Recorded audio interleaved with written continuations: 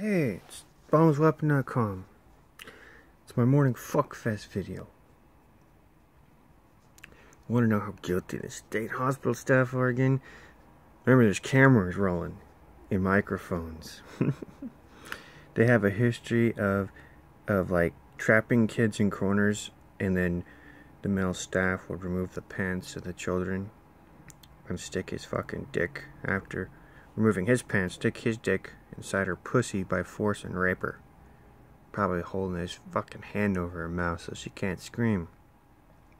They did that for 10 fucking years. Some of the patients killed themselves. It's all in the newspaper, and the state covered up. Managers were informed. Fucking everybody was just covering it up. Anyone who said a word would get fucking retaliated against. And it's the same type of shit as at like Napa State Hospital, where they fucking had a head nurse raping a patient by force over and over. It's a female. And then she threatened to kill him if he said a word. And another staff, they all kind of covered up for a while. And then one staff decides to go to the superintendent. He gets murdered. He's dead. I mean, these places are dangerous. She had the power. The union had the power. Because the union's together. You can bet that no one's going to like anyone getting exposed for shit. So whether it was her that did the murdering or another fucking violent union member. These types of things have happened before too. Our country's dangerous. When the union goes on strike, man, if you go against the union on anything, you're fucking dead, dude. They've had laws passed on the books because of this shit. At the state hospital, though, they had cameras and microphones, right?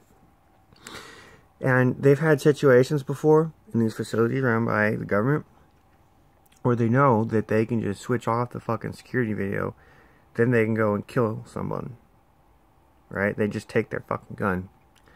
They'll go and, like, maybe they'll do something else, you know? The guards go beat the fuck out of someone or kill them and put a bullet in their head, and then what they do is then they plant the gun on the person. And there was no security video. And then what they do afterwards, they go, oh, well, he charged at us and he grabbed our gun and he almost shot one of us. When that never happened, see? What happened was he was just being bullied and targeted and set up. And the guards involved, they all did it together.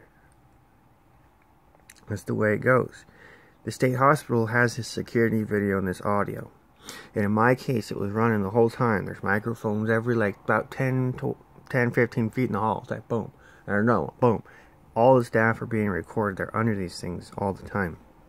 Cameras at every end of the hall.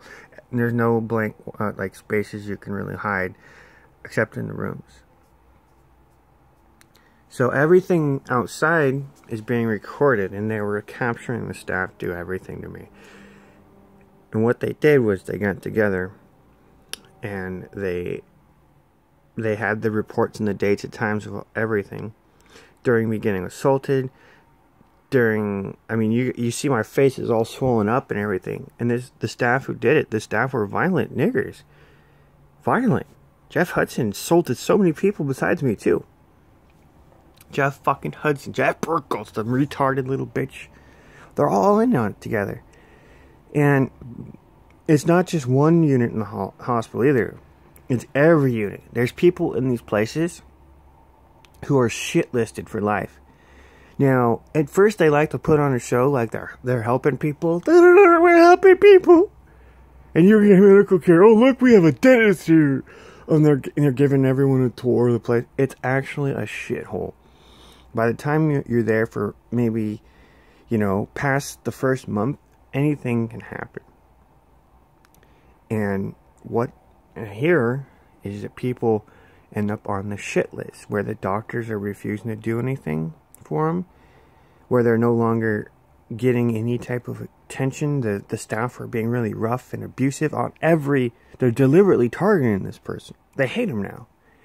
And they just got tired of the fact that You know, maybe he was abused already, you know, and so he's shitlisted for that reason. He's already been assaulted and beat up a few times, and he's experiencing deliberate indifference at that point in time. One thing that might happen is the staff might break his wrist, and then the doctor, yeah, he'll get an x-ray and everything, but guess what happens? Because, you know, he'll eventually get it x-rayed, but the way they cover it up is by claiming he got hurt another way in the record. The doctor actually just covers the whole thing up. He might have told them exactly how it happened. He said the staff was twisting my arm on purpose and gripping it and doing all sorts of stuff in an abuse episode, right? The doctors are all trained to cover that shit up. So they'll say, oh, well, maybe they might put it down as patient hit his own hand on a door. Patient hit his own hand on a desk. Swinging in front, you know, they'll do that every fucking time. It's on purpose. One thing, a staff might punch the fuck out of someone in the face, bust the nose, like bleeding everywhere, swollen, trauma. One person analyzed, and there's blood all over his face afterwards. One person, a staff had to clean the blood up on the floor. Patient witnesses, everything. Even some staff were upset about what happened. Doesn't matter. Gets covered up. Next thing you know, it just becomes, oh, it was actually a sinus infection. No one got hurt at all. Every time. Next thing you know, the person has a history of delusions. That's their favorite thing. It's all a delusion.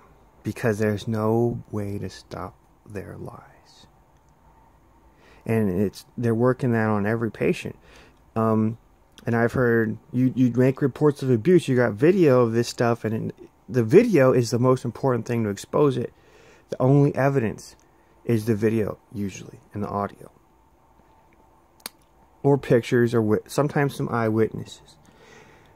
OIT has a history and a pattern of not talking to any of the witnesses, covering up what's on the video.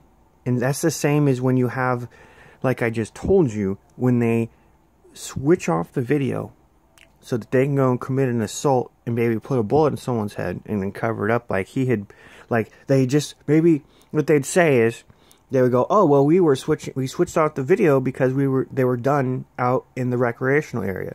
And they were all moving out, and then that's when he got all aggressive and tried to go for the guy's gun, and we all had to go down there and take care of it. And then he tried to shoot us, and then we had to shoot him. But the real story was that they waited to right for the last moment when everyone was heading out, turned the video off, then they went down there and approached him to beat his ass and put a bullet in his head. And that's happened before. That's actually happened before. So, at the state hospital, you have a bunch of bullies. The males are the worst. They're really bad, man. They've all the time, they don't like their patients. They don't like these patients. They're not real fucking mental health specialists. They go there for the jobs. And like I was telling you about the unions in these places, they really do control it from top to bottom. In the case of some of the union violence I've read about, you know, in Texas and different places around the country, you can Google union violence, but some people would not quite feel the same way as the people who were around the union and everything.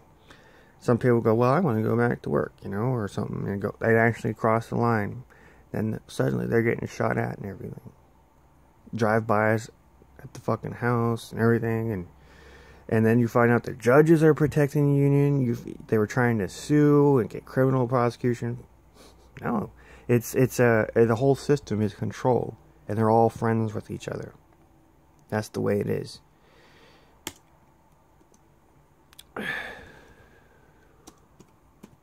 So, state hospital, it's just the same. and you would actually get to see everything I'm talking about at the state hospital. And I was being targeted like that on every unit. None of the units wanted me anymore. I had been framed. I was getting comments by everyone knew me. Off unit, on unit, everyone was saying stuff to me. Oh my God, he's on this unit now. Todd, how did you get on this unit? Because they're all wondering how I got on medium security again. They had sabotaged me so bad. One nurse would go, oh, well, maybe you'll try to get me fired. Because because I would call them out on their corrupt shit, and I had wrote letters about abuse, they were all coming after me now.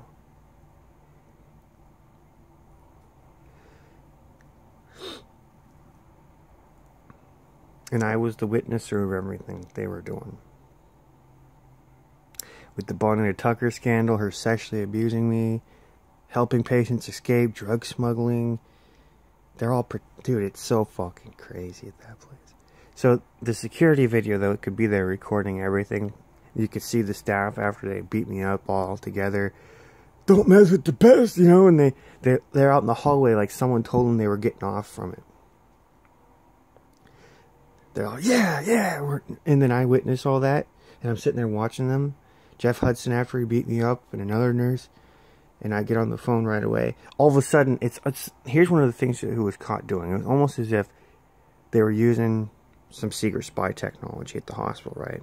Because they said there was technology outside the building on camera. I have the dates and the times of that. I sent it to the governor's office. I sent it to the state police. I sent it to FBI and administrators at the hospital and my own doctor. I sent it to them. And I was being spied on. That was one of the things that was helping them coordinate what they were doing. And this is just like them abusing NSA surveillance. That's the same thing. They were using the surveillance stuff to spy on patients. And the hospital is supposed to be one of the most secure places. The staff under a microphone said there was a live wire at the hospital, that the whole hospital was being recorded. This is during the U.S. Department of Justice investigation. This is after the Bonnie Tucker scandal.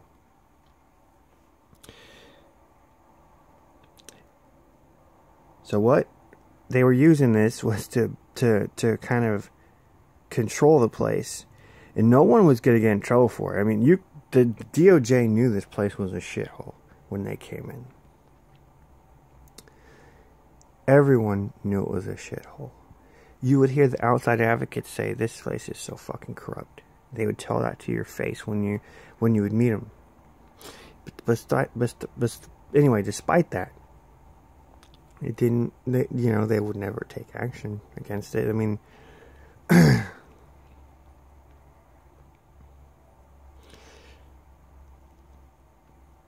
wasn't even just a saying. They knew everything was corrupt in that place. There's been patients die. They've been strangled.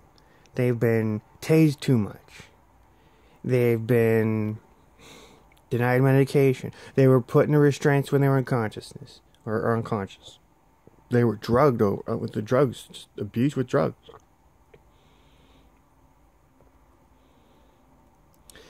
And they try to do that to me. They actually have a system of drugging a person with the intent of hurting them. But that's the whole purpose of it. The person does not fit any of the criteria for any of the diagnoses they're getting, and they're getting drugs anyway. The diagnoses are used in order to prescribe the drugs and cover stuff up.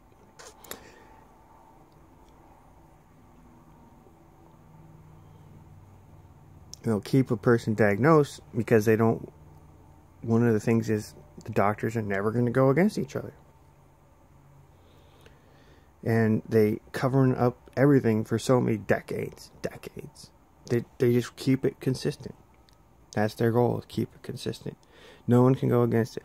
There's been a doctor here and there. I mean, I heard one thing about a female doctor.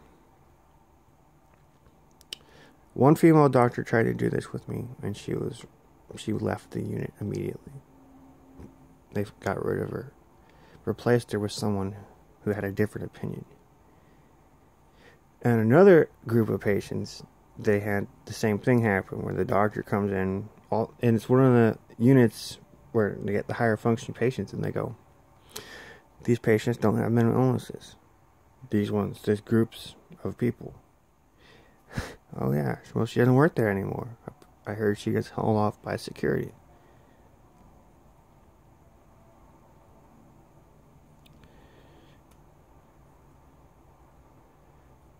And yeah, it was brought up that, oh, well, it must have not have been true what the doctors before were doing and saying about this patient.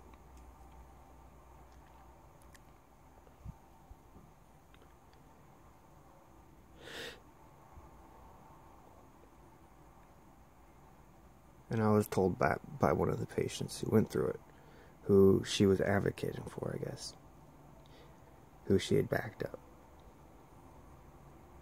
And I don't believe in that doctor because I know who she is myself. I'm just repeating what he said. I do know the patients that they're talking about. Yeah, there's some of the ones that maybe they aren't mentally ill.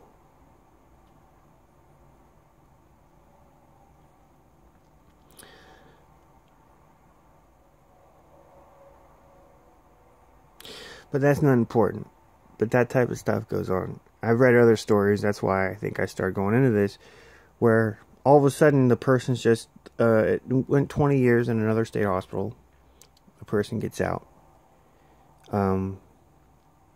Because a new doctor comes in and finds the person has no mental illness whatsoever. And he just went through 20 years of shit. Where they were saying he was delusional and psychotic and blah blah blah and drugging him and stuff. So the first 20 years, they were just doing it to hold on to him and abuse him. And a new doctor comes in and just completely, just because it's a new doctor who wasn't involved in the early abuse, uncovers what was going on and says something about it and fixes it. But that's so rare, you can't expect that. You can't expect a new doctor to come in. 20 years is a long time, too. That's where, maybe in that time, some of the conspiracy loosened up. Short term, you're not going to get that. You're not just going to get a new doctor to come in and go against all the violent doctors that were there right at that moment, who have done everything that they've done. I wouldn't expect that. If I was at the state hospital, they want to frame me. If I land in their fucking goddamn piece of shit hole of a hospital, they're out to frame me. In fact, one doctor told me this. He said this, Todd. We're not going to try to civilly commit you. This is Dr. Duden. We're going to try to protect you. But everyone else in the hospital, they're against you. And they're going to try to civilly commit you if they get the chance. But we're going to tell that you don't need to be civilly committed. And this was in 2008. And there was a room full of staff that got there to say that to me. They'd all witnessed me getting abused. There was only a small amount of the staff who would actually come forward. But they're all guilty of this still. They didn't come forward. They just said they wouldn't civilly commit me. I still ended up getting civilly committed, though, because Dr. Newton was right. That they were going to do that. And this all has to do with the fact that they weren't going to let me out of their control.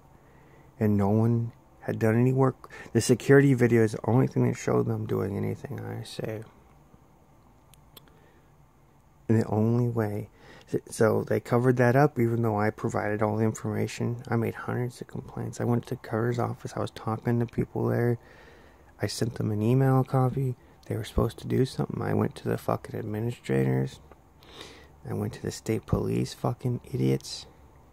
I'm telling you that what their system is just like all these other systems. What they were really worried about was getting exposed for. So when they did send the state police in, the state police went to everyone but me. They went in there, talked to a bunch of other patients. They were just trying to frame me. Every fucking time I made a report of something. Every time I said I saw Bonnie Tucker do something, or another staff member, it was me being framed.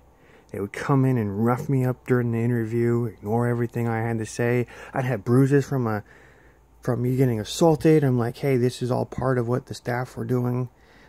And I'd explain it to them, how I'd been assaulted, verbally abused by staff and patients, including David Anderson. David Anderson was the one stirring everything up. And the staff were letting him. It was all caught on camera, microphones, and I'm being called a bitch by staff, and they're all fucking trying to... I'm a borderline bitch. They're trying to get me beat up. And the state police refused to do nothing. See? They refused, man. They saw my wounds. That's an assault, for sure, man. They don't even care that I'm getting abused. I was getting abused in the new unit because the staff... I got moved for my protection. And the staff fucking on the new unit were just as bad. And they tore through all my legal paperwork. They were calling me names. They were telling me to die. They whispered under their breath, stop breathing. As they walked by me, they all knew I had made a report about the staff abusing me and everything.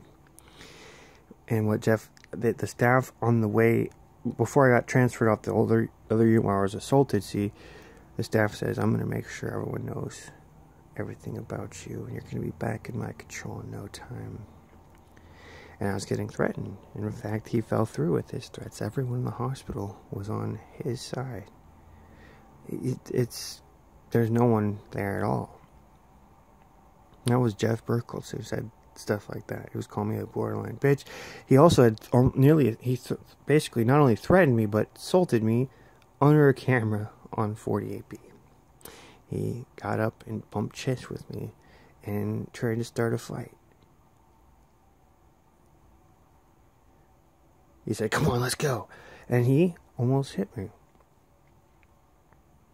He was about to hit me. He was going to start a big old fight. He wanted to the two of us were going to fight. I guess because I was calling him out on abuse. This place is that violent and crazy.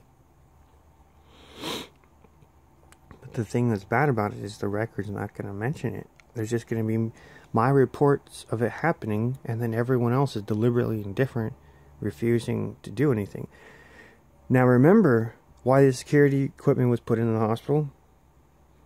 It was because they had been raping children. And it was put in 2004. They came in and they started drilling holes in the hospital because of the whole explosion of the sex abuse scandal of the children and the children's unit. And they said they could just, there was no way of catching them. There was no cameras, no mics. The people who actually did the sex abuse would say, yeah, man, you just wait for the right opportunity, you know, during checks or when the staffs are off, they go off and do something else, then I go in their room and rape her. Or I sneak into the shower with her and I have sex with her. And different stuff. You have to just read their sick comments in the newspaper. It was in the Oregonian. It took 10 years for some of this to get out because the state just covered most of it up. Didn't put any information out to the public. It was a sealed record, and we only know about it because someone accidentally put the sealed record in the public record box when it was requested.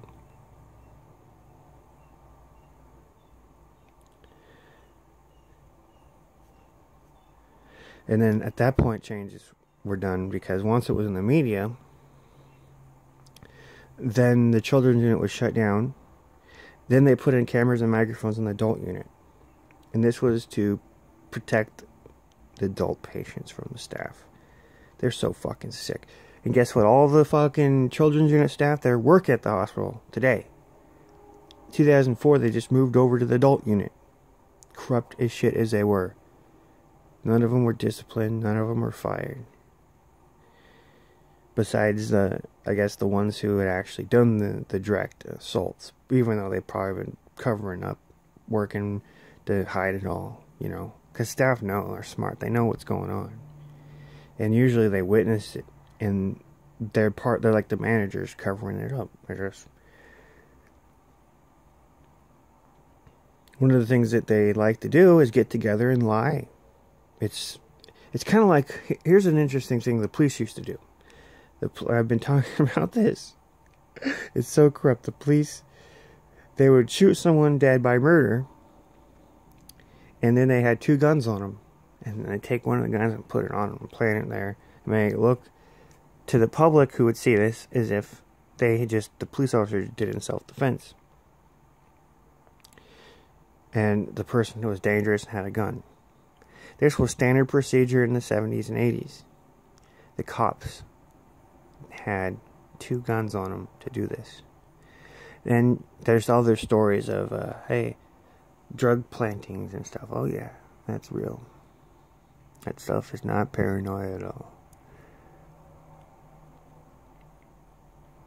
Well, in the case of the staff, they have a system similarly of protecting one another by making everything look like it's justified.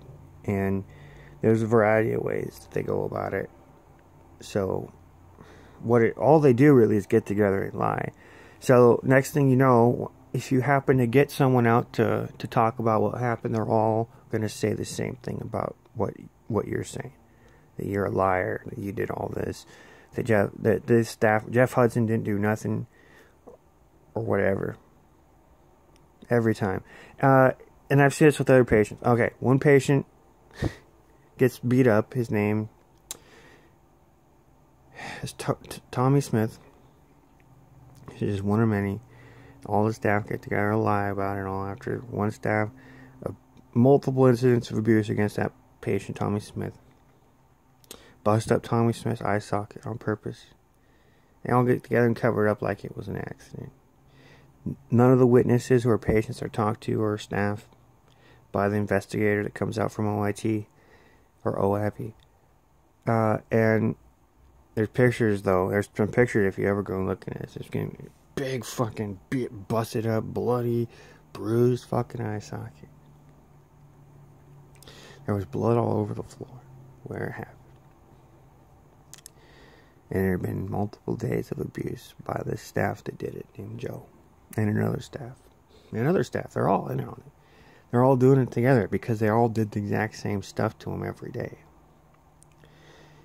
And that's... well, they covered that shit up. And then there's proof of that because then OIT later admits, oh, wait a minute, the first investigator covered it all up.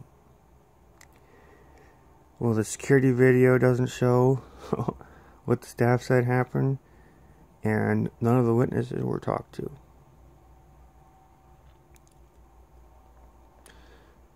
They didn't even talk to me. They didn't talk to any of the 4 other patient, or like 4 or 5 other patient witnesses that saw it.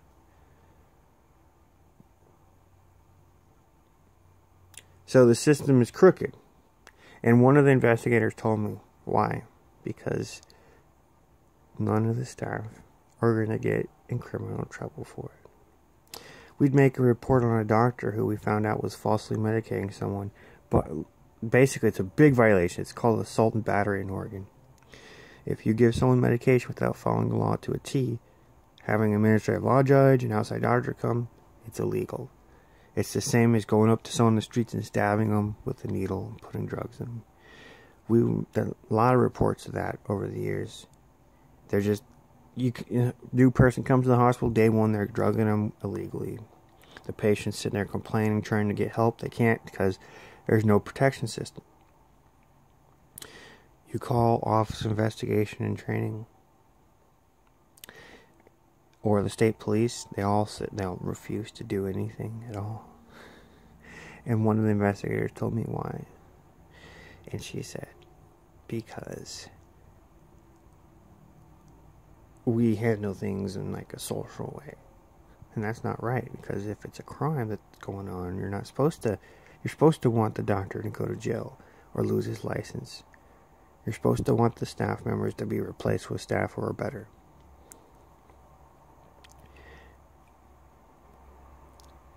One of the things they don't want is you to try to criminalize them. That's what they also told me.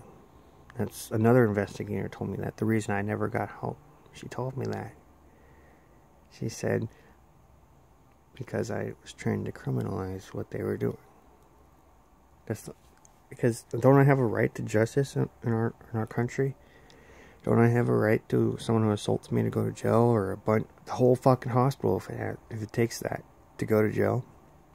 If they've committed these crimes and every unit is doing it, everywhere I go in the hospital is part of it because they don't want me to get help.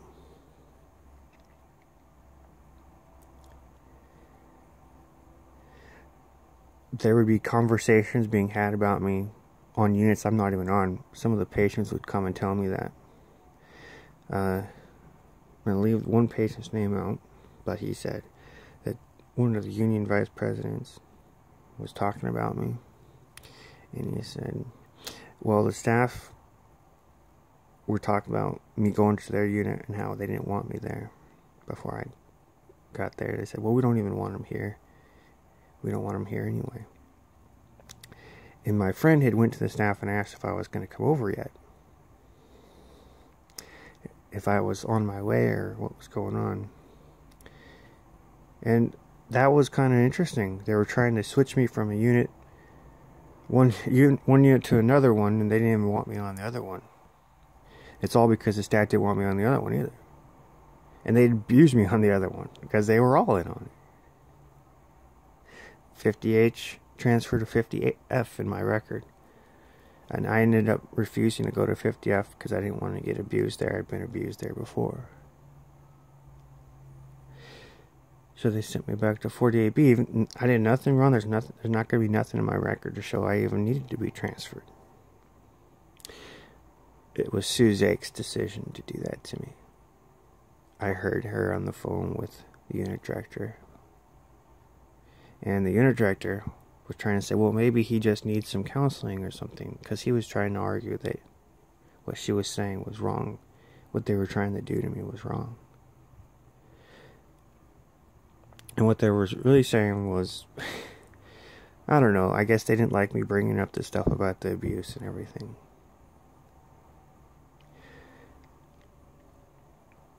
Well, there's a lot more to it that was going on every day. I just know that everywhere I go, I was under their control. On another unit, on 50C, the staff member said, doesn't he get that no one even wants him here? This is a unit I was supposed to be transferred to for my safety. After getting assaulted by Jeff Burkholz and Adam Collier and David Anderson and all these other people.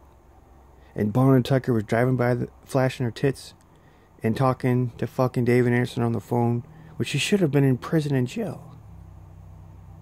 And all the staff were involved. Fucking the psychologist, the social